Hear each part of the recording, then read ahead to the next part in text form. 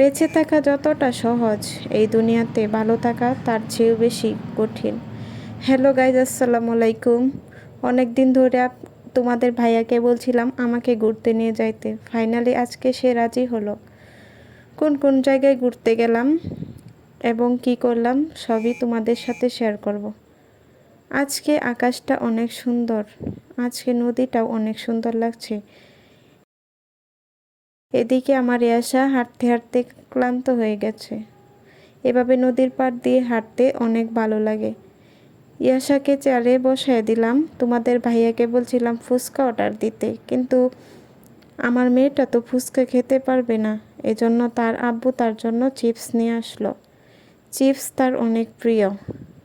তারপর দেখি তোমাদের ভাইয়া আবার লুচি নিয়ে আসলো। লুচি খেয়ে আমরা আবার রওনা দিলাম বাসার উদ্দেশ্যে। তোমাদের ভাইয়াকে বলছিলাম আমাকে কয়েকটা ভিডিও করে দিতে। আজকে আমার মেয়েটা অনেক খুশি। একটু সামনে যেয়ে দেখি চটপটি। চটপটি দেখলে আমার খেতেই হবে। এখানে আমরা নৌকার জন্য অপেক্ষা করছিলাম। সন্ধেবেলা নদীটা অনেক সুন্দর লাগছে। আজকের আকাশটাও অনেক সুন্দর। বাসায় এসে দেখি আসার জন্য তার নানু দুইটা জামা পাঠাইছে।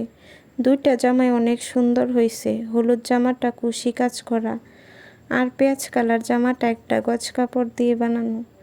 তোমরা জানাবে আমার ভিডিওটা কেমন হয়েছে। ধন্যবাদ সবাইকে, এবং ভিডিওটা ভালো লাগলে অবশ্যই লাইক, কমেন্ট এবং শেয়ার করে দেবে।